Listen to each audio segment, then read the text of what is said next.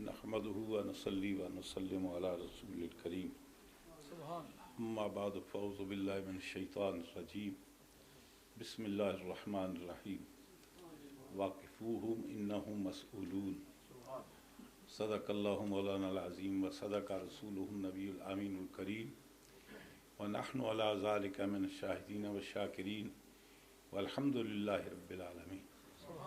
सभी हज़रात सरकार दो आलम सल्लल्लाहु अलैहि वसल्लम की बारगाह में हदिया दुरूद सलाम पेश करें। अस्सलातु वस्सलामु अलैका या रसूलल्लाह, अस्सलातु वस्सलामु अलैका या हबीबल्लाह, अस्सलातु वस्सलामु अलैका या हबीबल्लाह व अला आलिका व सहाबिका या रहमतल्लाह। हज़रात गिरामी, गुज़श्ता 11वीं शरीफ पर जब मेरी हाज़िरी हुई तो हम हज़रत की ज़ियारत से भी मारूम रहे, आपके मलफूज़ात और वो इल्मी असबाक जो हमें मिलते थे उससे भी हम मारूम रहे। बहरहाल साथियों के साथ मुझे भी मौका मिला, कुछ गुज़ारिशात मैंने पेश की। वक्त की कैद नहीं थी, लेकिन फिर भी मज़मून कंप्लीट नहीं हुआ। वो ऑलरेडी रिकॉर्ड यहाँ मौजूद है। बतौर ततिम्मा के गुज़श्ता जो गुज़ारिशात मैंने पेश की उसके ततिम्मे के तौर पर एक बात अर्ज़ करना चाहता हूँ। मैंने एक बात अर्ज़ की थी कि ये एजेंडे का दौर बड़ा पुराना है। हर हुकूमत जो भी बरसर इक़्तिदार आते हैं उनका कोई ना कोई मखसूस एजेंडा होता है। उसकी मिसाल मैंने आपको ये पेश की थी। गुज़श्ता दिनों में ईरान के अंदर एक बहुत बड़ी आलम इस्लाम 121 मुल्कों की कॉन्फ्रेंस हुई। 17 ममालिक उसके अंदर बतौर ऑब्ज़र्वर के गए और पाकिस्तान के अखबारात में भी उसकी झलकियाँ देखी गईं, टीवी के अंदर भी आया। लेकिन पूरी दुनिया, यूरोप, BBC, स्काई टीवी, अपने ITV, CNN, जितनी भी इनके कंट्रोल में थी, किसी ने जिक्र तक नहीं किया कि वहाँ को मुसलमान जमा हुए, कुछ हुआ या नहीं हुआ। अगर कोई टीवी वाला उसको दिखा देता तो क्या उसके खिलाफ कोई केस बन सकता था? अगर कोई टीवी वाला उसकी खबर दे देता तो क्या ये कानूनन जुर्म है? बिल्कुल नहीं, कोई जुर्म नहीं बनता था। लेकिन वो टीवी वाले सारे जानते थे कि हमारी जो हुकूमतें हैं उनका एजेंडा क्या है, हमें उस एजेंडे को फॉलो करना है। और उनकी रगोपै में इस तरीके से बसा हुआ है, ना उनका कलम उस हुकूमत की मर्जी के खिलाफ चल सकता है, ना उनकी ज़ुबान खुल सकती है। और बावजूद इसके कि ये काम जुर्म नहीं था जी, ये एजेंडे का मफहूम समझे ना जी। ये बात ज़हन में रखे, मैं आपको समझाना चाहता हूँ। सैयदना हज़रत इमाम अहमद बिन हम्बल, आप ये रवायत फरमाते हैं, सैयदना हज़रत अब्दुल्लाह इब्न अब्बास रज़ियल्लाहु ताला अन्हु फरमाते हैं कि कलाम पाक में जितनी आयात हुज़ूर मौला कायनात के हक़ में नाज़िल हुई हैं, किसी के हक़ में नाज़िल नहीं हुई। आप फरमाते हैं कलाम पाक की हर वो आयत जो या अय्युहल्लज़ीना आमनू से शुरू होती है, उसके इमाम, उसके सरगना, उसके सरबरा, मुखातब अव्वल हुज़ूर मौला कायनात की ज़ात है।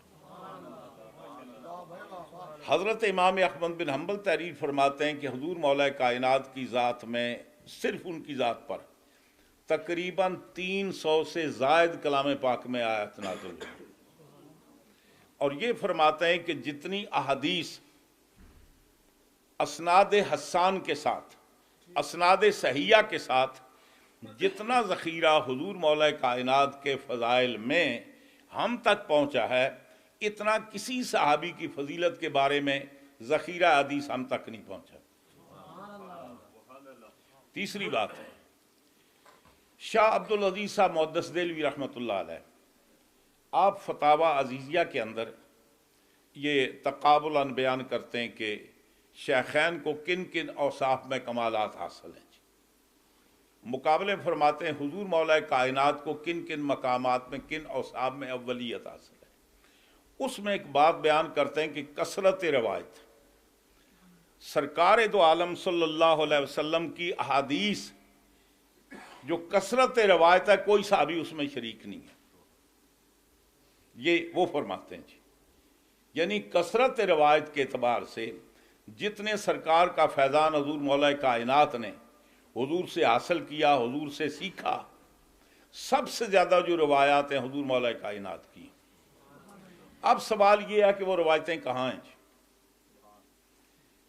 ذخیرہ احادیث کے اندر 535 کل احادیث ہیں جو حضور مولا کائنات کی طرف منسوب ہیں کہ آپ سے یہ مروی ہے۔ حضرت ابو ہریرہ رضی اللہ تعالیٰ عنہ سے جو مرویات ہیں وہ 6000 سے زیادہ ہیں جی۔ اب سوال یہ پیدا ہے کہ سیدنا حضرت ابو ہریرہ حضور کے وصال سے 2.5 برس یا 3 برس پہلے حلقہ بگوش اسلام ہوئے۔ ٹوٹل حضور کی زندگی میں جو آپ کو رہنے کا موقع میسر آیا وہ 2.5 سے 3 سال۔ 2.5 سے 3 سال کی تعلیمات کا اثر یہ ہے کہ آپ نے جو حضور سے سنا ہم تک پہنچایا اس کی تعداد مختلف کتابوں کے اندر 6000 سے زائد احادیث ہیں۔ اب وہ کثرت روایت حضور مولا کائنات کے در گئے جی، ہمیں یہ تلاش کرنا وہ کثرت روایت کے در ہے، ایک بات۔ دوسری بات، آپ فرماتے ہیں کہ 300 آیات، 300 سے زائد آیات حضور مولا کائنات کے حق میں نازل ہوئی ہیں۔ ان آیت کی ڈیٹیل کیا ہے؟ بے شمار تقریباً کو 45 سے زیادہ تو میرے پاس کتابیں جو فضائل صحابہ پر لکھی گئی ہیں، صحابہ کرام کے فضائل لکھیں، ان کی شان میں جو آیتیں نازل ہوئیں وہ آیتیں لکھیں، ان کے لیے جو سرکار کی مرویات ہیں ان کو ذکر کیا۔ لیکن روایت کرنے میں سب سے زیادہ آیات حضرت ابوبکر صدیق رضی اللہ تعالیٰ عنہ کے حق میں جو نازل ہوئی وہ لکھی۔ حضرت عمر فاروق کا ذرا نمبر کم کر دیا، حضرت عثمان غنی کا نمبر اور کم کر دیا۔ حضور مولا کائنات کی باری آئی تو 3-4 آیتیں لکھی، اور وہ بھی وہ جو مشترکہ اہل بیت کے حق میں شامل ہے بلا امتیاز۔ اب سوائے کے مور کا پڑھ لیں، فضائل صحابہ حضرت امام احمد حنبل کی پڑھ لیں، فضائل صحابہ ابو نعیم اصفہانی کی پڑھ لیں، میرے پاس ڈھیر ساری کتابیں۔ میں نے یہ چیک کیا، ہر جگہ اس ترتیب کو باقی رکھا ہے، آیات نقل کرنے میں، احادیث نقل کرنے میں۔ اچھا اس کو چھوڑیں گے، علماء کرام جانتے ہیں بیشتر احادیث وہ یہ بیان کرتی ہیں کہ سرکار تشریف فرما تھے، سیدنا حضرت ابوبکر صدیق حضور کی بارگاہ میں حاضر ہوئے، پھر حضرت عمر فاروق تشریف لائے، پھر حضرت عثمان غنی تشریف لائے، پھر حضرت علی تشریف لائے۔ گھر کا رہنے والا چوتھے نمبر پر آ رہا ہے، جو باہر رہنے والے وہ پہلے نمبر پر آ رہے ہیں۔ نہ سوچنے کی بات ہے، کیا کوئی رو باٹ حضور نے مقرر کیا تھا؟ کوئی ایسی قدغن لگائی تھی؟ یا اللہ تعالیٰ نے کوئی ایسا سسٹم کیا تھا کہ پہلے فلاں کو جانا چاہیے، پھر فلاں کو، پھر فلاں کو؟ ایسی کوئی بات نہیں ہے۔ قصہ یہ تھا کہ ایجنڈا تھا، اس ایجنڈے پر محدثین بھی عمل کر رہے تھے، اس لیے نہیں کہ ان کی ذاتی رائے تھی، ڈنڈے سے ڈرتے تھے، جو سیدھی سی بات ہے۔ بخاری شریف کے اندر حدیث موجود ہے، حضرت ابو ہریرہ رضی اللہ تعالیٰ عنہ فرماتے ہیں کہ میں نے سرکار سے 2 علم کے پیمانے حاصل کیے، اخذت من رسول اللہ صلی اللہ علیہ وآلہ وسلم وعین، حضور سے 2 پیمانے علم کے حاصل کیے، فَأَمَّا الْأَخَذُ فَبَسَطْتُ عَلَيْكُمْ، ایک وہ برتن جس کو تمہارے سامنے میں نے اونڈیل دیا، دوسرا پیمانہ اگر تمہارے سامنے بیان کروں قُطِعَ مِنِّی هَذَا الْبَلْعُونَ، یعنی مردر گردن اڑائے، کون گردن اڑائے گا جی؟ آخر یہ سوچنے کی بات ہے کس کا ڈر تھا اور گردن کون اڑا سکتا ہے؟ آگے چلتے ہیں۔ سیدنا حضرت خواجہ حسن بصری رضی اللہ تعالیٰ عنہ، آپ کی کثرت کے ساتھ جو احادیث ہیں سرکار سے روایت کی مراسیل ہیں۔ کسی آدمی نے آپ سے پوچھا کہ آپ حضور کے زمانے میں تھے نہیں، حضرت عمر فاروق رضی اللہ تعالی عنہ کی خلافت کے 2 سال رہتے تھے تو حضرت امام حسن بصری پیدا ہوئے، آپ حضور کے زمانے میں تھے نہیں، تو یہ کبھی آپ کہتے ہیں قال رسول اللہ صلی اللہ علیہ وسلم ہاکذا، کبھی کہتے ہیں فعل رسول اللہ صلی اللہ علیہ وسلم۔ جب آپ ان کے دور میں نہیں تھے تو پھر یہ آپ کیسے روایت کر سکتے ہیں؟ انہوں نے کہا کہ میں نے بڑے پکے مضبوط لوگوں سے روایتیں سنی ہیں۔ تو پوچھا ان کا ذکر کیوں نہیں کرتے جی؟ جب سب راوی بیان کرنے والے یہ بیان کرتے ہیں کہ انہوں نے فلاں سے سنا فلاں سے سنا، تو آپ بیان کیوں نہیں کرتے؟ آپ نے فرمایا کہ دراصل جتنی بھی میری مراسیل ہیں وہ میں نے حضور مولا کائنات سے روایت کی ہیں۔ نام اس لیے نہیں لیتا کہ حجاج بن یوسف کا دور ہے سر قلم ہو جائے گا۔ علامہ عثمان ذہبی وہ لکھتا ہے بنو امیہ کا دور تھا، ایک آدمی یمن سے کسی اور جگہ رہنے والا تھا، شام میں گیا، اس کے بیٹے کا نام علی تھا۔ اس نے سمجھا کہ یہاں علی جس کا نام ہوتا ہے اس کو قتل کر دیا جاتا ہے۔ اس نے جب لوگوں نے پوچھا تیرے بیٹے کا نام کیا، کہتا ہے اولی، علی نہیں کہا، وہ کہتا ہے کہ میرے بیٹے کا نام اولی۔ یہ آپ ذرا غور فرمائیں، پہلے تاریخ کے اوراق اٹھا کر دیکھیں، بغیر نام لیے اسماء و رجال کی کتابیں اٹھائیں، آپ اسد الغابہ پڑھ لیں، فہرست موجود ہے، الاستیاب لے لیں، الاصابہ لے لیں، طبقات ابن سعد لے لیں، کتابیں لے لیں، مجھے یہ چن کر بتائیں کہ سرکار کے بعد کیا کسی نے حضرت علی کے نام پر بھی اپنے بیٹے کا نام رکھا ہے؟ ایک نہیں تلاش کر سکتے۔ صرف حضرت عبداللہ بن عباس بیٹے کا نام علی ہے۔ حسن بصری کا حسن اس لیے نام ہے کہ ام المومنین حضرت سیدہ ام سلمہ کے گھر میں پیدا ہوئے، ان کی والدہ ان کی کنیز تھی، وہ نام حضرت ام المومنین حضرت ام سلمہ نے رکھا ہے بلا امتیاز۔ تاریخ اٹھا کر دیکھیں، مجھے کسی کے بیٹے کا نام علی بتا دیں، کسی کے بیٹے کا نام حسن بتا دیں، کسی کے بیٹے کا نام حسین بتا دیں۔ وہ آج تو ہر گھر میں علی ہے، ہر گھر میں حسن ہے، ہر گھر میں حسین ہے۔ اس وقت کے گھر کیوں خالی ہیں؟ میں ایک پشت نہیں 3-4 پشتوں کی بات کرتا ہوں۔ میں جو بات کر رہا ہوں نا وہ پوری ریسرچ کرنے کے بعد کر رہا ہوں۔ یہ 2 نام میں نے استثناء کر دیے، کہیں آپ یہ نہ پیش کریں۔ حضرت عبداللہ بن عباس کے بیٹے کا نام علی تھا۔ حضرت خواجہ حسن بصری جو ام المومنین کے گھر میں پیدا ہوئے، ان کا نام حسن ہے، کہ اور آپ کو نام حسن نہیں ملے گا، علی نہیں ملے گا۔ اور آگے بتاؤں، حمزہ نہیں ملے گا، اور آگے بتاؤں عباس نہیں ملے گا، اور آگے بتاؤں جعفر نہیں ملے گا۔ یہ پورے کا پورا خاندان، کیا بچے پیدا نہیں ہوتے تھے؟ یہ ایک ایجنڈا ہے۔ حضرت ابو ہریرہ جو فرما رہے ہیں کہ مجھے گردن کے کٹنے کا ڈر ہے، ابو ہریرہ کس دور میں تھے جی؟ 56 میں انتقال ہوا ہے۔ حضور مولا کائنات کا وصال شہادت 41 میں ہوئی ہے۔ ظاہر ہے وہ زندگی میں ہی روایتیں کر سکتے تھے نا۔ حضرت حسن بصری زندگی کا ایک اور آپ کو لطیفہ سناتا ہوں، ایجنڈے کی بات۔ حضرت حسن بصری رضی اللہ تعالیٰ عنہ کا نام آپ دیکھیں، بڑی بڑی اسماء و رجال کی کتابیں دیکھیں جی، ہر محدث نے لکھا ہے کہ حضرت حسن بصری کے صبیان بچہ ہونے کی وجہ سے ان کی کوئی روایت حضرت علی سے نہیں ہے۔ سب نے تردید کی ہے، اور بہت سارے ہمارے موجودہ دور کے صوفیاء نہیں ہیں، وہ بھی ثابت کرتے ہیں حسن بصری کا تو آپ خلیفہ کہتے ہیں، ان سے تو حضور مولا کائنات کی روایت ثابت نہیں ہے، سماعی ثابت نہیں ہے، سب نے لکھا ہے۔ اب وہ موجود تو نہیں ہے، میں ان سے پوچھتا ہوں۔ محدثین کرام نے تحمل حدیث کے لیے ایک معیار مقرر کیا ہے، ادائے حدیث کے لیے ایک معیار مقرر کیا ہے۔ تحمل حدیث کے لیے سن شعور کافی ہے۔ سن شعور کس کو کہتے جی؟ ایک بچے کے سامنے 2 جانور پیش کریں، اونٹ اور گھوڑا، اس کو یہ بتائیں یہ اونٹ ہے یہ گھوڑا ہے، مہینے کے بعد دوبارہ پوچھیں یہ کیا ہے، اگر وہ صحیح نام بتا دے تو سن شعور کو پہنچا ہے۔ اور پھر تو ان کے سن شعور کی بات کرتے ہو کہ جن کے گھر میں خاندان میں 11 صدیوں کے بعد پیدا ہونے والا سرکار غوث پاک رضی اللہ تعالیٰ رمضان میں پیدا ہوتے ہیں تو روزہ رکھتے ہیں. یہ شعور کی بات اوروں میں کی جاتی ہے. بہرحال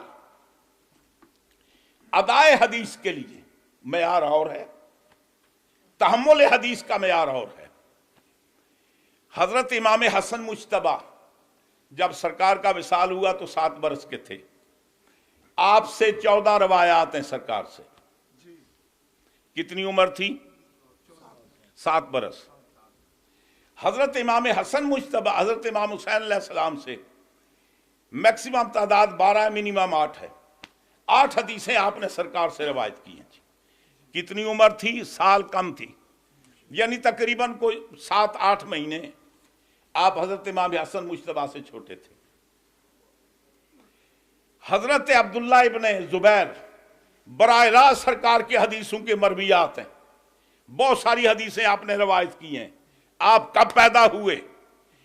مدینہ پاک میں سب سے پہلے مہاجرین کے جو بچہ پیدا ہوا عبداللہ ابن زبیر ہے، اور حضور کے وصال کے وقت 10 برس کی عمر تھی.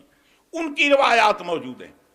حضرت عبداللہ ابن عباس کا پیدا ہوئے جب حضور شیب ابی طالب میں تھے، تو شیب ابی طالب میں حضرت عباس کے اللہ تعالیٰ نے بیٹا دیا ہجرت سے 2.5 برس پہلے، 2.5-3 برس پہلے. تو حضور کے وصال کے وقت حضرت عبداللہ بن عباس کی عمر کتنی تھی؟ 13 برس. حضور کے وصال کے وقت 13 برس. بے شمار حدیث ہے جو انہوں نے براہ راست سرکار سے روایت کی ہیں. حسن بصری کا پیدا ہوئے، ذرا سن یاد رکھیں، یعنی 2 سال 21 ہجری میں حضرت عمر فاروق کے ابھی خلافت کے 2 سال باقی تھے. جب حضرت عثمان غنی رضی اللہ تعالیٰ عنہ شہید ہوئے تو آپ کی عمر شریفہ 14 برس سے اوپر تھی. آپ روایت فرماتے ہیں کہ حضرت میں پابندی کے ساتھ حضرت عثمان غنی کا خطبہ سننے جاتا، فلاں فلاں موقع پر انہوں نے یہ فرمایا. جب حضور مولا کائنات کا وصال ہوا تو حضرت حسن بصری کی عمر کیا تھی؟ 19 برس.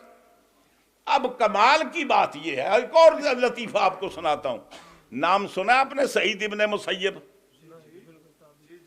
تابعی ہے نا. پتہ کب پیدا ہوئے؟ حضرت عمر فاروق رضی اللہ تعالیٰ عنہ کے خلافت بننے کے 2 سال کے بعد. 10 سال حضرت عمر فاروق کی خلافت کا دور ہے. جب حضرت عمر فاروق کی شہادت ہوئی تو حضرت سعید ابن مسیب کی عمر کیا تھی؟ 8 سال.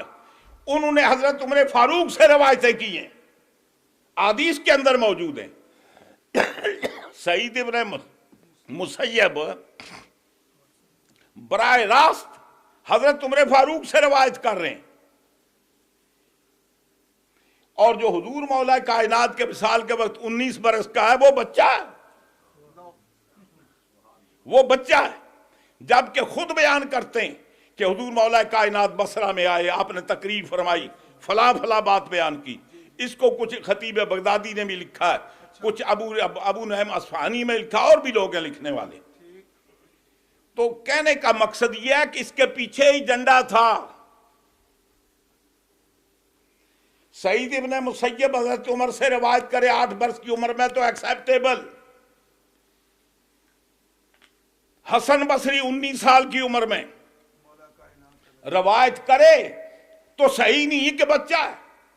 اور پھر کمال کی بات یہ ہے کہ 14 برس لگاتار حضرت حسن بصری رضی اللہ تعالیٰ عنہ حضرت ام سلمہ کے گھر میں رہے. روزانہ حضور مولا کائنات تشریف لے جاتے، روزانہ ملاقات ہوتی. اور پھر حضور نے فرمایا بچہ جب 7 برس کا ہو جائے تو اس سے نماز پڑھاؤ، نماز کی عادت ڈالو.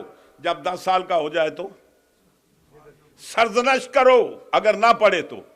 اب حجرے مسجد نبوی کے اندر 7 حجرہ ہے، وہاں حسن بصری رہتے ہیں. کیا وہ 5 نمازیں مسجد نبوی میں پڑھتے تھے یا نہیں؟ حضرت علی پڑھتے تھے یا نہیں؟ تو کیا آنکھیں بند کی ہوئی تھی؟ جو بچہ آنکھیں کھولے تو حضور مولا کائنات کو مسجد نبوی میں 5 مرتبے پائے. اس سے روایت ایکسیپٹیبل نہیں ہے. بات کر رہا تھا، اصل بات ایجنڈے کی ہے. اب ایجنڈا کیا ہے؟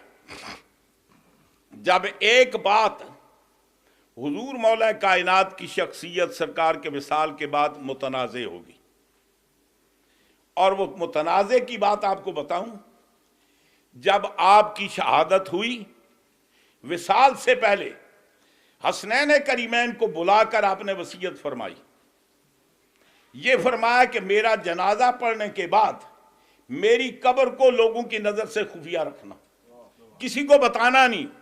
پوچھا ابا جان ایسے کیوں ہیں؟ فرمایا کہ میں نے اپنی زندگی میں الہ کلمت الحق کی خاطر، اسلام کی سربلندی کی خاطر میرے ہاتھوں 40,000 لوگ مرے ہیں، کچھ سرکار کے دور میں، کچھ سرکار کے بعد۔ فرمایا کہ زندگی میں مجھ سے کوئی انتقام نہیں لے سکا، کوئی بدلہ نہیں لے سکا، ہو سکتا ہے کہ میری قبر کی بے حرمتی نہ کریں، اور جس کی قبر سلامت نہ رہے اس کی افضلیت کا ذکر کون کرتا؟ کرنے کے بعد سر قلم کرانے۔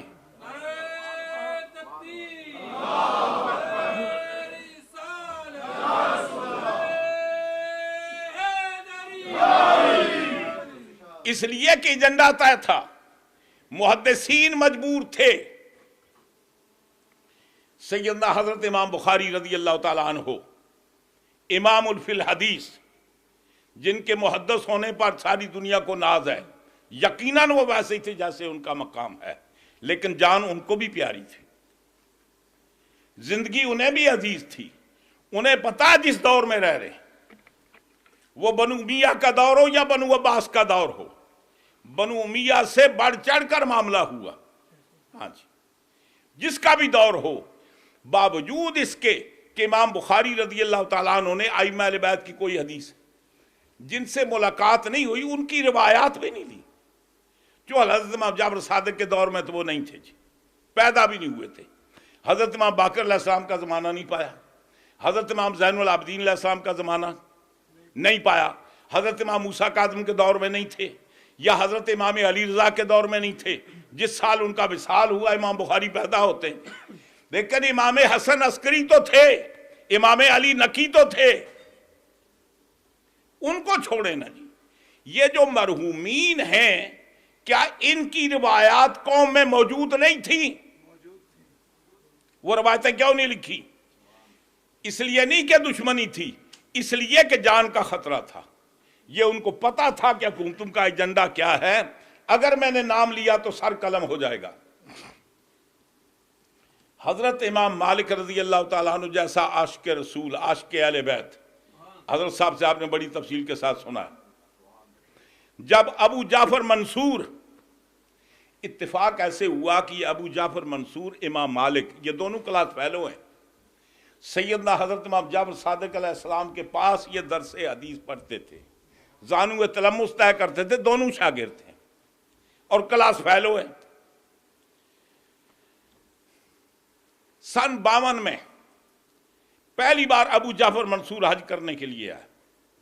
حج کرنے کے بعد حضرت امام مالک رضی اللہ عنہ سے ملاقات ہوئی۔ جب ملاقات ہوئی تو دونوں بازو لٹک رہے تھے۔ آپ پوچھتے ہیں کہ یہ کیا ہوا؟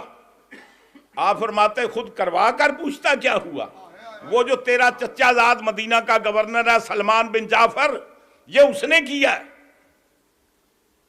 خیر، اس نے امام مالک رضی اللہ کہنے پر گورنری سے معزول کر دیا۔ امام مالک رضی اللہ تعالیٰ عنہ کی بارگاہ میں خدمت میں عرض کی کہ آپ ایسی کتاب لکھیں جس کے اندر فقہی مسائل ہوں، ہم اس کی کاپی کر کے عالم اسلام پہ پھیلائیں کہ لوگوں کو نماز روزے کے مسائل کی ضرورت ہے۔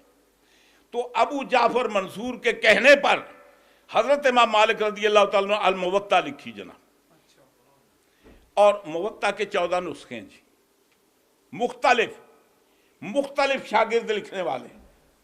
جب ابو جعفر منصور آیا تو حضرت امام مالک رضی اللہ تعالیٰ نے اپنے شاگرد یحییٰ بن بکیر سے آپ نے املا کرایا، موطا کو لکھایا۔ ابو جعفر منصور نے کہا کہ ایک بات کرنا، روایتیں لکھیں، علی کی روایتیں ہونی چاہیے، روایتیں درج کریں، علی کی روایت نہیں ہونی چاہیے۔ आपने मुवत्ता लिखी, लिखने के बाद अपने बेटे के हाथ अबू जाफर मंसूर को पहुंचाई। तकरीबन सन 153 में, 158 में तो मर गया ना जी, 153 में वो पहुंचाई उसको। वो यहया बिन बुकैर का, अब जो आपको आम वो नहीं मिलता है नुस्खा, ये हजरत इमाम मालिक के बेटे का जमा किया हुआ है। इसके अंदर भी हुजूर मौला कायनात की सिर्फ 4 रवायतें पूरी किताब के अंदर।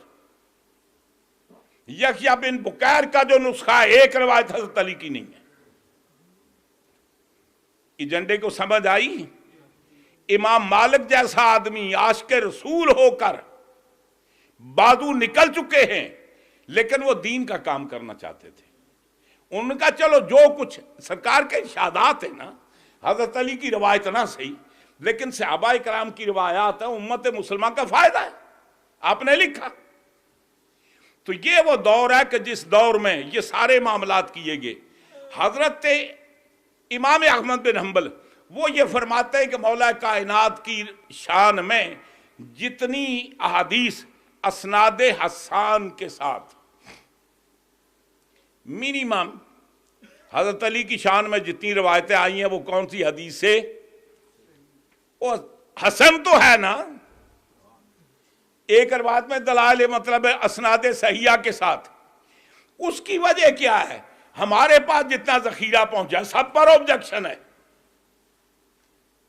हत्ता के ऐसी हदीस जो मुतवातिर है, हुजूर ने फरमाया था मन कुंतो मौला फहाद अलीउन मौला हो, इस पर भी ऑब्जेक्शन है।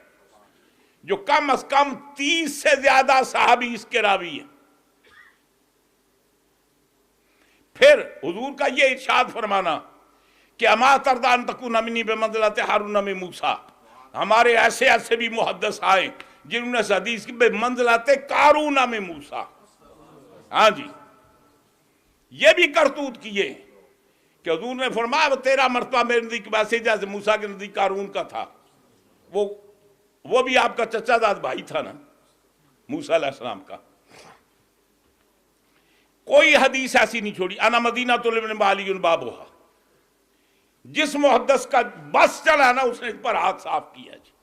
जबकि ये भी हदीस वो है कि 8 सहाबी इसके रावी हैं, 8 सहाबा किराम इसकी रवायत करने वाले, और 4 इसके असनाद के तरीके वो हैं कि जिसके अंदर कोई ज़ईफ रावी नहीं है, सारे सिका है। फिर इस हदीस पर इब्न तैमिया ने एतराज क्यों किया, उस्मान ज़ाबी ने एतराज किया, अब्दुर्रहमान ने जौज़ी ने एतराज किया, बड़े बड़े इस हमाम में नंगे जी, अदबन नाम नहीं लेता। बाकी हुजूर मौला कायनात की शान में हदीस तो सही किसी को रहने ही नहीं दिया। मालूम ये हुआ कि ये बात नहीं कि उन्हें अहले बैत से नफरत थी, अपनी जान अजीज थी, गर्दन ही कटवाना चाहते थे। मालूम ये हुआ कि ये जितना आपको लिटरेचर ये 4-5 सदियों तक मिलता है ना, ये सारा लिटरेचर एजेंडे के तौर पर तय हुआ जी।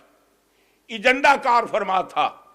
जब वो जोर खत्म हुआ उसके बाद फिर लोगों ने किताबें लिखनी शुरू कर दी, तलाश कर करके हदीसें, तलाश कर करके हदीसें, बेशुमार फिर उलमा ने किताबें लिखी। जब वो जोर खत्म हुआ कि अब किसी का कंट्रोल हम पर नहीं है, लेकिन अब चूंकि एक बात तय हो चुकी थी ना, अब सारे सोचते थे इसके खिलाफ बात की तो फतवा लगेगा। फतवा समझते हैं ना जी। जबकि सरकार के बाद अफजल कौन है अफजल नहीं है, यह जरूरियात दीन का मसला नहीं है। ना कब्र में इसकी बात पुरस होगी, ना हशर में इसकी बात पुरस होगी। अफजलियत का पता वहां क़यामत को चलेगा जी, वहां पता चलेगा। यहां किसी की भी अफजलियत कती नहीं है, और किसी की भी अफजलियत आज किसमें अकीदा नहीं है कि जिससे आदमी मुसलमान होता है, इस्लाम से निकलता है, या सुन्नी होता है या सुन्नियत से निकलता है। वरना हमें बहुत सारे सहाबा पर हाथ साफ करना पड़ेगा। सहाबा के अंदर ऐसे हजरात हैं जो अज़वाज मुतारात की अफजलियत के कायल हैं, कुछ हज़रत जाफ़र तैयार की अफजलियत के कायल हैं, कुछ हज़रत अब्बास की अफजलियत के कायल हैं, कुछ कहते हैं जिनका इंतकाल हुजूर के दौर में हुआ वो सबसे अफजल थे, कुछ हज़रत अबू बकर सिद्दीक़ की अफजलियत के कायल हैं, कुछ हज़रत उमर की अफजलियत के कायल हैं, कुछ हजूर मौला कायनात के अफजलियत के कायल हैं, कुछ हसनैन करीमैन की अफजलियत के कायल हैं, कुछ حضرت خاتون جنت اور ان کے بھائی حضرت ابراہیم کی افضلیت کے قائل ہیں، کچھ حضرت عبداللہ ابن مسعود کی افضلیت کے قائل ہیں، اور چھوٹے بندے نہیں،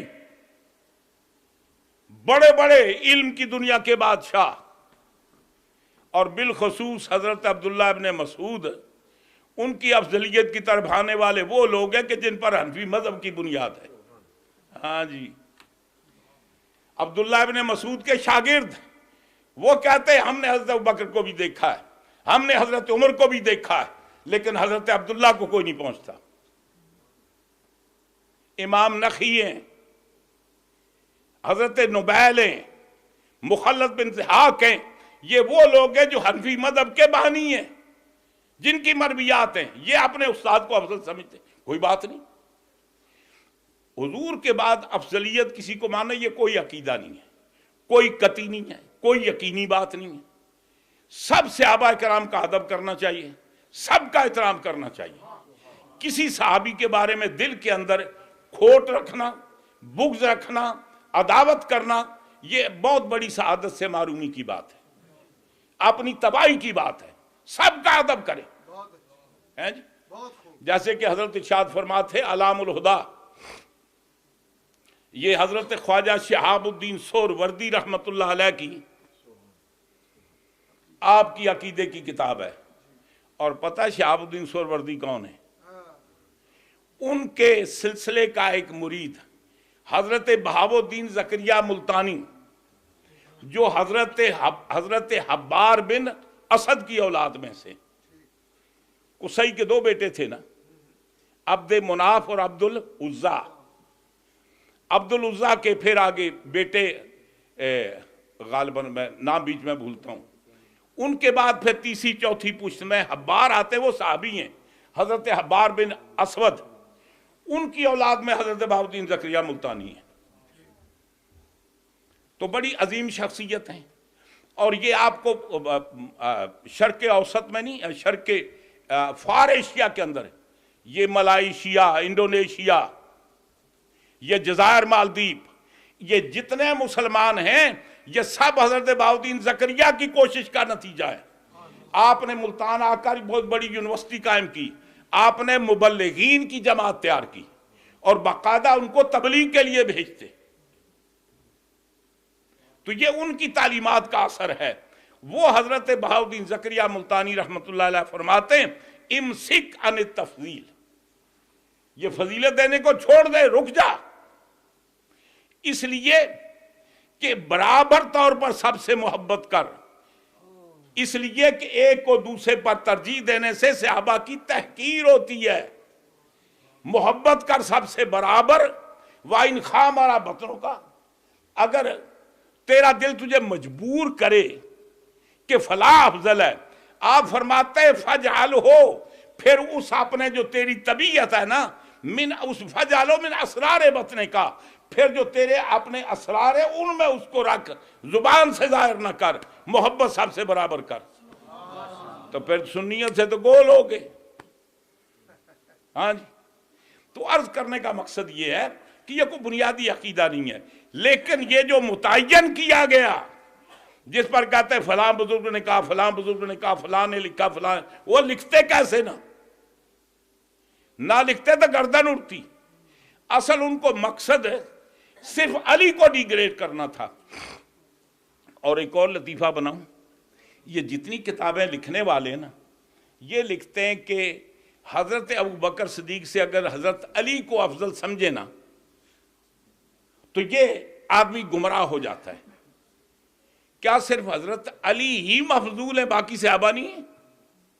اور وہ جو ایک حدیث گڑی گئی نا، ہاں جی، میں نے وہ ٹی وی پر کہا تھا نا، آج تک اس کا جواب نہیں بن پا، نہ قیامت تک دے سکتے ہیں جی، کہ حضور مولا کائنات نے فرمایا کہ جس آدمی نے مجھے شیخین پر فضیلت دی میں اس کو مفتری کی سزا دوں گا۔ جتنی روایتیں 7-8 مختلف طریقے سے، ہر میں علی کا ذکر ہے، جس نے مجھے فضیلت دی۔ کیا آپ کا عقیدہ افضلیت کا صرف علی ہے یا باقی؟ ہونا چاہیے تھا من فضل احدا علی الشیخین، شیخین پر کسی کو بھی جس نے فضیلت دی میں اس کو مفتری کے حد لگاؤں گا۔ پھر یہ بات ہو سکتی تھی۔ وہ اتنا بڑا مولا کائنات کا قول آپ قیاس کریں، قیاس کر کے شراب کی حد آپ 80 کوڑے مقرر کریں، ہماری ہر فقہ کی کتاب میں موجود ہے۔ امام شافعی فرماتے ہیں 40 کوڑے، حنفی کہتے ہیں والا نا، فرماتے ہیں ہماری دلیل یہ ہے کہ حضرت علی نے یہ فرمایا ہے کہ 80 کوڑے لگائے جائیں گے شرابی کو۔ تو جہاں ہر فقیہ نے اس بات کو آپ کے قیاس کو درج کیا ہے، کیا باب الکتاب الحدود کے اندر کہیں کسی محدث نے یہ روایت لکھی ہے؟ کیا باب الفقہ کے اندر کتاب الحدود کے اندر یہ بات موجود ہے؟ کیا اس کے بعد بنو امیہ کا دور رہا ہے، بنو عباس کا دور رہا ہے، حضرت علی کو ان پر فضیلت دینے سے پوری تاریخ مجھے بتائیں کسی کو کوڑے لگائے گئے؟ کمال کی بات ہے۔ حضرت علی فرماتے ہیں میں اس کو مفتری کی سزا دوں گا، ان کے سامنے ان کا بیٹا ان کو افضل کہہ رہا ہے، ان کے سامنے ان کے مرید ان کو افضل کہہ رہے ہیں، کوئی کوڑا نہیں لگا رہے۔ پھر بنو امیہ کا دور آیا، چلو کسی اور کو نہ لگاتے، شیعوں کو تو لگاتے نا جی، ان کے بارے میں تو شبہ نہیں ہے نا۔ پھر بنو عباس کا دور آیا، کسی پر لگے۔ پھر جہاں یہ بڑے بڑے سخت گیر لوگوں کی حکومتیں رہی ہیں، اور چھوڑیں جی، اورنگزیب عالمگیر سے بڑھ کر کو متشدد بندہ ہو سکتا ہے؟ اس نے پورے ہندوستان میں کسی پر لگائی؟ یہ من گھڑت گھڑی گئی باتیں، اور مجھے تو حیرت ان لوگوں پر آتی ہے جو اپنی کتابوں میں لکھتے ہیں کہ یہ جی 80 طرق سے روایت ہے، اس کی 80 راوی ہیں۔ ہمیں ذرا گن کر بتائیں نا، ہمیں ذرا 80 گن کر بتائیں۔ یہ ابن تیمیہ نے بھی کہا ہے، مکتوباتوں میں بھی ہے، اور بہت ساری کتابوں میں 80 کا نام موجود ہے، ہمیں ذرا گن کر بتائیں۔ سند کسی ایک کی بھی نہیں ہے، اور جو سند نکالی، اور عجیب بات یہ ہے سارے اس بات کو منسوب کرتے ہیں دارقطنی کی طرف، اور دارقطنی کے اندر یہ روایتی کوئی نہیں، بلکہ علل دارقطنی کے اندر ہے، اس میں انہوں نے جرح کی ہے، اس روایت کو صحیح نہیں مانا۔ عرض کرنے کا معنی یہ ایجنڈا سمجھ گئے نا، یہ جو ہم کہتے ہیں بڑے بڑے بزرگ وہ اس نظریے پر گامزن تھے، اس طریقے پر چل رہے تھے، اس طریقے پر چل رہے تھے، کیوں نہ چلتے؟ پہلے جو تھے وہ تو ڈرتے تھے، بعد والے اس سے ڈرتے تھے کہ ہم نے اس طرح کی بات کی تو شیعت کی، رافضیت کی لیبل لگ جائے گا۔ وہ شاہ ولی اللہ جیسا آدمی، شاہ ولی اللہ صاحب کے خاندان کا ایک بندہ ہے، اس نے حضور مولا کائنات کی افضلیت پر کتاب لکھی، تقریض کے لیے شاہ ولی اللہ صاحب کو پیش کی۔ شاہ ولی اللہ صاحب نے کو 60-70 اشعار اس کی تقریض کے لکھے، اور سارے اشعار اس کی تعریف و توصیف کے، اس کی علمی عظمت، روحانی عظمت، ورع و تقوی، تبحر علمی، ساری تعریفیں کی ہیں، اور آخر میں آخری مصرے میں کہا کہ فقیر کا عقیدہ یہ ہے کہ حضرت ابوبکر صدیق افضل ہے۔ اس کو سنیت سے نہیں نکالا، اس کی فقاہت میں فرق نہیں آیا۔ اگر آپ نے دیکھنا ہو تو التفہیمات الالہیہ، اس کے اندر اس کا تذکرہ موجود ہے، اور سید عبدالحی ابو الحسن ندوی کا باپ، وہ کیا نام ہے، ہے تسکین الخاطر، یہ کیا ہندوستان کے علماء کے حالات پر ہے جی، نزہۃ الخاطر جناب، اس کے اندر بھی یہی نام ہے، کریکٹ ہے یا کچھ اور ہے؟ اچھا، اس کے اندر بھی باقاعدہ تفسیر شاہ ولی اللہ صاحب کا ذکر ہے، اور وہ ان کے چچا زاد بھائی ہیں کتاب لکھنے والے۔ پھر انہی کے دور میں ایک اور ہوئے محمد معین سندھی، وہ بھی شاہ ولی اللہ صاحب کے معاصر ہیں، 1161 میں انتقال ہوا ہے۔ ان کا تذکرہ بھی التفہیمات الالہیہ میں ہے، ان کا بھی بڑی تعریف، بڑی توصیف کی ہے، اور ان کا بھی عقیدہ یہ تھا کہ حضور مولا کائنات افضل ہیں۔ اور ازالۃ الخفا میں لکھتے ہیں کہ میری بصیرت یہ کہتی ہے کہ سرکار کے بعد سب سے افضل حضور مولا کائنات ہیں، لیکن مجھے مجبور کیا گیا، اس لیے میں حضرت ابوبکر صدیق کو افضل مانتا ہوں۔ مجبور کیوں ہوئے؟ وہی مجبوری کہ لوگ شیعہ کہیں گے، شیعت کا لیب لگے گا، یہ کرے گا۔ تو پہلے حضرات ایجنڈے کے طور پر چلتے رہے، بعد میں جو لکیر کے فقیر آئے، ویسے خفیہ طور پر وہ بھی اظہار کر دیتے ہیں کہیں نہ کہیں کیا، لکھ دیا۔ مثال کے طور پر وہ کیا کہتے ہیں، ملا علی قاری رحمۃ اللہ علیہ الفقہ الاکبر کے اندر، فقہ اکبر امام صاحب کی کتاب نہیں ہے، شرح فقہ اکبر البتہ ملا علی قاری کی ہے۔ الفقہ الاکبر کی نسبت امام صاحب کی طرف درست نہیں ہے، متعدد بزرگوں نے اس کا انکار کیا، لیکن شرح فقہ الاکبر جو ہے وہ تو یقیناً ملا علی قاری کی ہے۔ وہاں انہوں نے لکھا وہ پڑھیں، مرکات کے اندر لکھا وہ پڑھیں، اور زندگی کی آخری جو کتاب ہے وہ شم العوارض فی رد الروافض ہے۔ آخری زندگی کی کتاب جو لکھی اس کے اندر لکھے ہیں کہ حضور مولا کائنات شیخین سے حضور کے زمانے میں ان کا مقام افضل تھا، لیکن اس کے بعد جو سرکار مولا کائنات بعد زندہ رہے، بے پناہ کام کیے ہیں، بے پناہ ترقی ہوئی ہے، بعد میں آپ شیخین سے افضل ہو گئے تھے۔ جی وہ کہتے ہیں کہ بعد میں آپ افضل ہو گئے تھے، لگاؤ فتویٰ۔ تو اجے تو ویسے وہ اور بھی کئی بڑے بڑے راز سربستہ بڑے بڑے بزرگ ہیں جناب۔ تو اللہ تعالیٰ اپنی وسعت کے فضل کا، میں نے بہت سارا آپ کا وقت ضائع کر دیا، تو یہ آپ کو مسئلہ سمجھا، ایجنڈا سمجھیں۔ یہ اسماء و رجال کی کتابیں، بہت ساری کتابیں، یہ لوگ ان لوگوں کا ایجنڈا نہیں تھا، یہ تو اللہ والے تھے۔ جب صحابی رسول حضرت ابو ہریرہ ڈر رہے ہیں تو کوئی محدث صحابی سے بڑا طاقتور ہو سکتا ہے؟ نہ آپ غور فرمائیں نا، جب حضرت ابو ہریرہ جیسی شخصیت ڈرتے ہیں، سرکار سے سنا بیان نہیں کر رہے ہیں، کہتے ہیں مجھے ڈر ہے گردن کاٹی جائے گی۔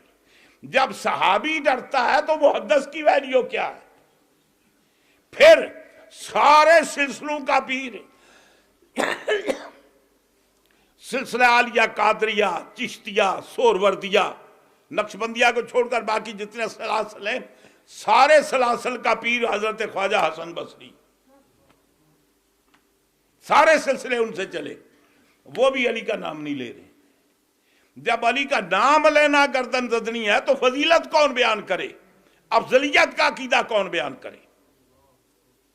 تو قصہ یہ ہے کہ وہ تو ایجنڈا تھا، وہ سمجھتے تھے کہ اگر ہم یہ کام کریں گے تو وہ جو باقی ہم دین کا کام کر رہے ہیں اس سے ہم رہ جائیں گے، وہ نہیں کر پائیں گے۔ تو دین کا کام کرنے کے لیے انہوں نے اس سے صرف نظر کیا، اور ویسے بھی شریعت نے اجازت دی ہے۔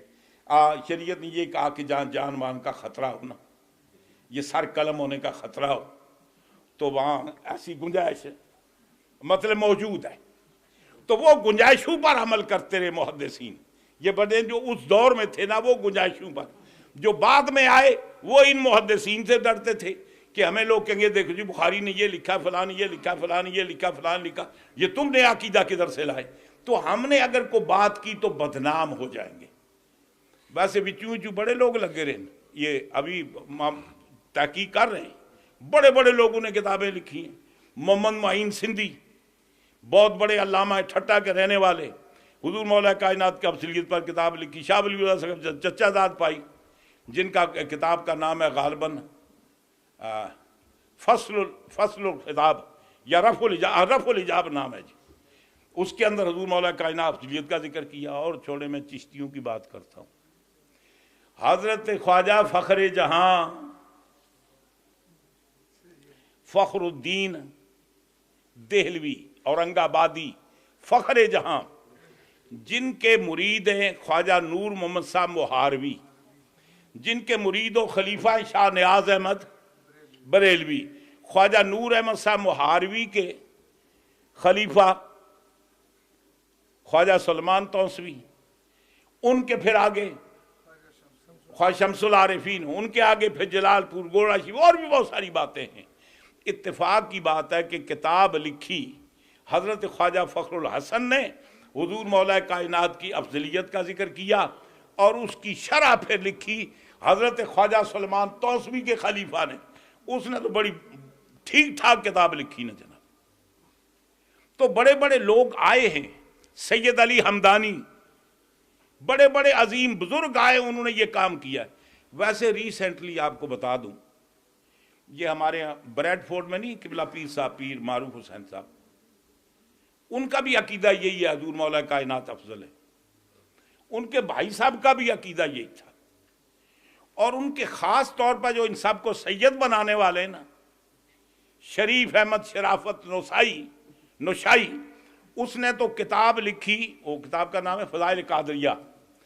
फ़ज़ाइल कादरिया के उन्वान पर किताब लिखी और पहले उसके 50 सफ़े जो है हुजूर मौला कायनात की अफजलियत पर है। और वो किताब छपी, नापैद हो गई थी।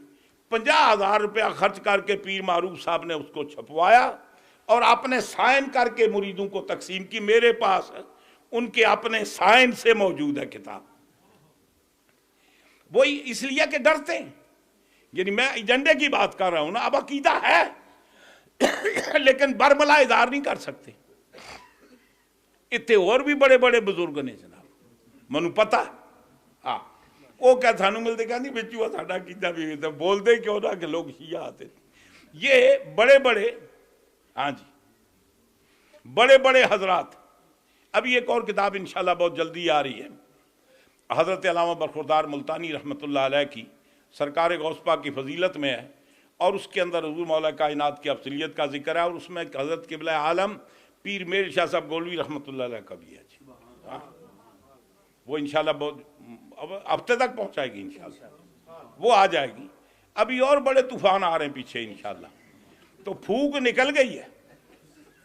शेख मुहक्किक, ये बड़े बड़े जितने लोग हैं ना, बेहमदि ताला, बुनियादी तौर पर बात यह है कि हम हर साहबी का अदब करते हैं, एहतराम करते हैं। किसी का अफजल होना, हत्ता कि हुजूर मौला कायनात का अफजल होना, यह भी ज़रूरियात दीन का मसला नहीं है। तो ये बात नहीं है कि जो अफजल नहीं समझेगा वो सुन्नियत से निकल गया, ऐसी कोई बात नहीं। अलबत्ता एक बात में हुजूर मौला कायनात को इम्तियाज है जो बाकी सहाबा कराम को नहीं है। वो ये है कि अल्लामा इब्न हजर मक्की रहमतुल्लाह अलैह ने अस्सवाई के मोरका के अंदर जो आयात हुजूर मौला कायनात की शान में उनको लिखा है, और आगे लिखते हैं वाकिफूहुम इन्नहुम मसऊलून। इसकी शरह में लिखते हैं कि इसका शान नुज़ूल क्या है, इसका मफ़हूम क्या है। फरमाते हैं क़यामत के दिन अल्लाह तबारक व तआला जब कुर्सी इंसाफ पर, जैसा उसकी शान के लायक है, जलवा फरमा होगा, हर कसो न कस के दरमियान फैसला करेगा, उनको सजाएं दी जाएंगी। आखिर में फैसला होगा, ये जन्नती है इनको जन्नत में भेजो, ये जहन्नमी है इनको जहन्नम में भेजो। फैसला हो गया, पास हो गया, सर्टिफिकेट इशू हो गया जी, बस तुम जन्नत में जाओ, जा सकते हो। ये सारे काफिले जा रहे हैं। जब जन्नत के दरवाजे पर जन्नती पहुंचेंगे ना, तो पीछे एक मुनादी निदा देगा वाकिफूहुम, दरवाजा नहीं खोलना, हाँ इनको रोको, हाँ जी रोक लो इनको। एक सवाल अभी बाकी है। अच्छा, वो जब सारा हिसाब किताब हुआ तो उस वक्त सवाल क्यों नहीं किया जी? भाई ये सवाल उस वक्त भी हो सकता था ना जब हिसाब किताब हो रहा है। जैसे गज़वा खैबर नहीं, हजरत अली पहले दिन से मौजूद थे ना, पहले क्यों नहीं भेजा? 28 दिन लगे। सईदना हज़रत अबू बकर सिद्दीक़ रज़ियल्लाहु ताला को भेजा, हज़रत उमर फारूक को भेजा, हज़रत तला को भेजा, हज़रत ज़ुबैर को भेजा, बड़े बड़े जिल कदर सहाबा कराम, मर्द मुजाहिद उनको भेजा। खैबर फतह नहीं हुआ, सहाबा परेशान हो गए, अर्ज करते या रसूलल्लाह अगर यही हालत रही तो हमें मुआसरा छोड़ कर जाना पड़ेगा। उस वक्त हजूर ने फरमाया उतियन रायता गदन रजुलन, फिक्र ना करो, हम मुआसरा तोड़ने के लिए नहीं, फतह के लिए आए हैं। ऐसे आदमी को दूंगा जो अजीम शान है, रजुलन तनवीन ताजीम है, युहिब्बुल्लाह व रसूलहू व युहिब्बुहुल्लाह व रसूलहू। फरमाते वो अल्लाह के रसूल से मोहब्बत करता है, अल्लाह का रसूल उससे मोहब्बत करता है, उसके हाथ पर अल्लाह फतह देगा। दूसरे दिन हजूर मौला कायनात को बुलाया, बुलाकर फरमाया जाओ अब तशरीफ लेके। अब सवाल यह है कि जब सरकार ये जानते हैं कि ये 28 दिन ज़ाया होंगे, ये काम बनना नहीं, तो जिसके हाथ से फतह पहले दिन क्यों ना भेजे? अगर पहले दिन भेजते तो बात ये होती, बात जिसको भी भेजते फतह हो जाती। अली का इम्तियाज कैसे नुमाया होता? ये बताना था कि और है, अली अली है। इसलिए सबसे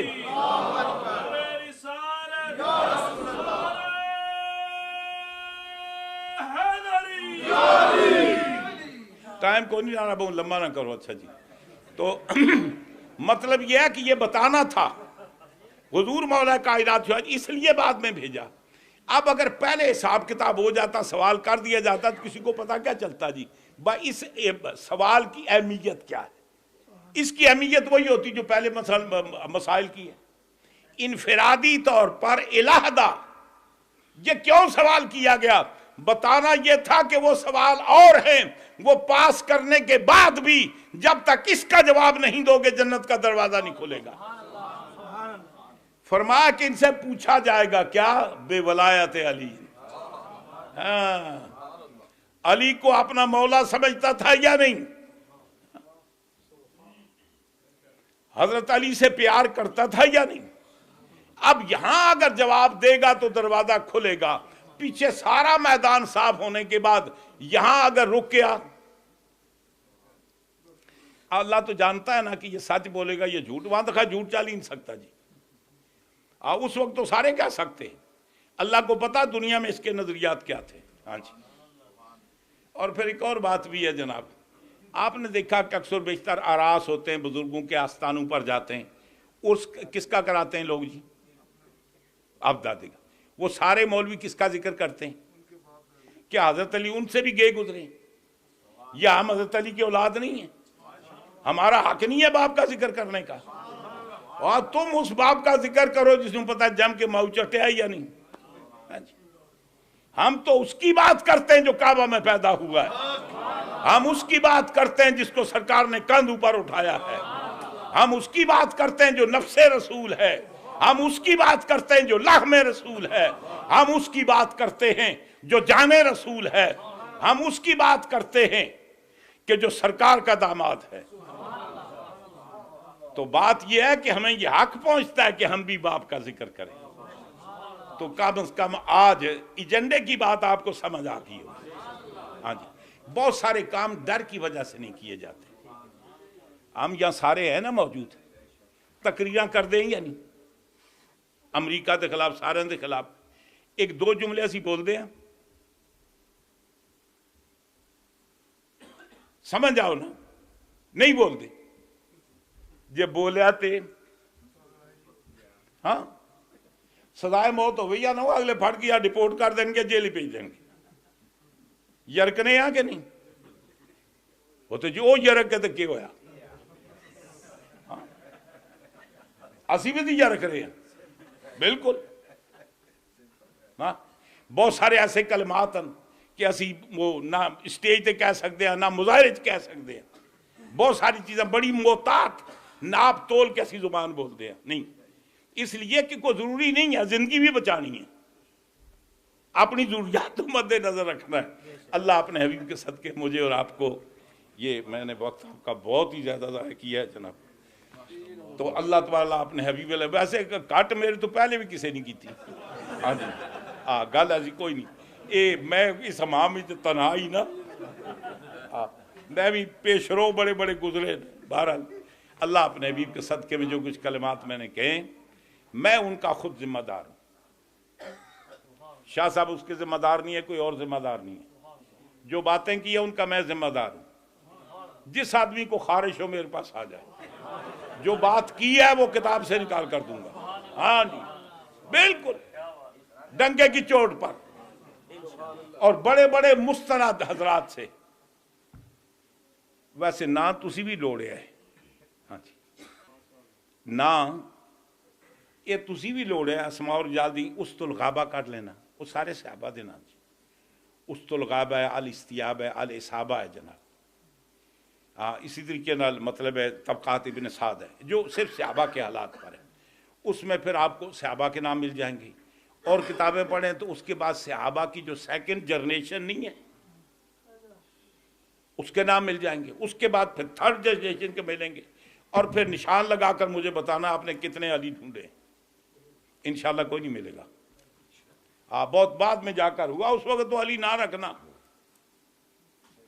نام کوئی نہیں رکھ سکتا، گردن اڑا دی جاتی تھی. جو رکھتے تھے وہ بھی جا کر جب پہنچتے تو علی کہتے، تصغیر بیان کیا کرتے تھے. ہاں جی، یہ عثمان صاحبی سیر و علام النبلاء کے اندر باقاعدہ لکھتا ہے جی، اور بہت بہت سارے کرتوتے اللہ فضل فرمائے بحمدہ تعالی۔ ہم اہل بیت اطہار، صحابہ اکرام، ہم ہر صحابی کی عزت کرتے ہیں، ہر صحابی کے آبرو کے ہم محافظ ہیں۔ اپنے دل کے اندر بھی ان کی قدورت کو جگہ دینا اپنے معرومی یہ قسمت سمجھتے ہیں جی۔ نہ کبھی صحابی کسی کے بارے میں ہم نے ہلکا جملہ کہا ہے، نہ کسی کو کہنے دیا ہے، نہ کسی کو اجازت دی ہے۔ اللہ تعالی ہمیں سرکار کی ہر نسبت، ہر تعلق کے ساتھ پیار کرنے کے اللہ تعالی ہمیں توفیق عطا فرمائے۔ اب تو جاتے ہیں محفل سے امیر، پھر ملے۔